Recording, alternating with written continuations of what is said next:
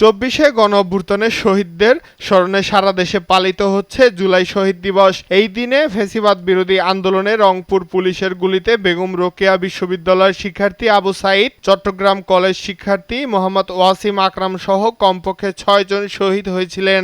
২০২৪ সালে জুলাই মাসে শান্তিপূর্ণ কোটা বিরোধী আন্দোলনের শুরুর দিনগুলোতে পুলিশ নিষিদ্ধ যুবলীগ ছাত্রলীগের অতর্কিত হামলায় অগ্নিগর্ভ হয়ে ওঠে ঢাকা সহ সারা দেশের রাজপথ।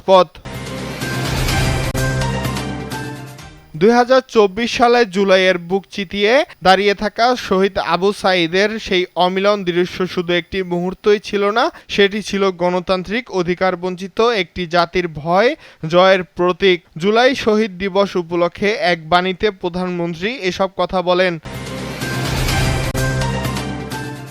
জুলাই গণ অভ্যুত্থান আগামীর বাংলাদেশের গণতন্ত্র প্রতিষ্ঠা ও দেশকে সমৃদ্ধ করার চেতনা হিসাবে কাজ করবে বলে মন্তব্য করেছেন মুক্তিযুদ্ধ বিষয়ক মন্ত্রী আহমেদ আজম খান। রাজধানীর রায়েরবাজার গণকবরস্থানে জুলাই শহীদ দিবস উপলক্ষে শহীদদের গণকবরে পুষ্পস্তবক অর্পণের শেষে এসব কথা বলেন তিনি। এ সময় দেশের সকল শ্রেণী পেশার মানুষ নিয়ে সরকার জুলাইয়ের চেতনা এগিয়ে যাবে বলে প্রতিশ্রুতি দেন মুক্তিযুদ্ধ বিষয়ক মন্ত্রী।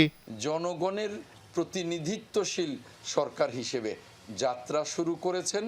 ইনশাল্লাহ আমরা বাংলাদেশের মানুষকে সাথে নিয়ে আমরা জুলাই গণ অভ্যুত্থানের চেতনায়, এই 16ই জুলাইয়ের চেতনায়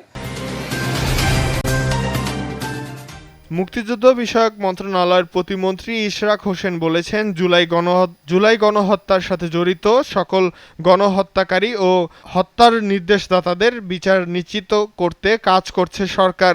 শহীদ ওয়াসিমের দ্বিতীয় মৃত্যুবার্ষিকী উপলক্ষে সমাধিতে পুষ্পস্তবক অর্পণ শেষে প্রতিমন্ত্রী বলেন, ফ্যাসিবাদী আওয়ামী লীগের আমলে হওয়া সকল গুম খুনের বিচার নিশ্চিত করা হবে।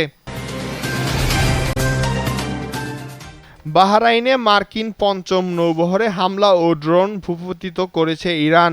বৃহস্পতিবার ইরানে Islamic revolution guard corps IRGC এ তথ্য জানায়। অন্যদিকে জর্ডানে সশস্ত্র বাহিনী জানিয়েছে তারা ইরান থেকে ছোড়া 3টি ক্ষেপণাস্ত্র ভূপাতিত করেছে। নতুন শতাব্দীর 7ম ও 23তম বিশ্বকাপ ফুটবলের 2 ফাইনালিস্ট চূড়ান্ত হয়েছে। দ্বিতীয় সেমিফাইনালে ইংল্যান্ডের বিপক্ষে 2-1 গোলে জিতে ফাইনালে স্পেনের প্রতিপক্ষ বর্তমান চ্যাম্পিয়ন আর্জেন্টিনা। গোল্ডেন বুটের লড়াইয়ে এমবাপ্পেকে পেছনে ফেলে সবার উপরে মেসি।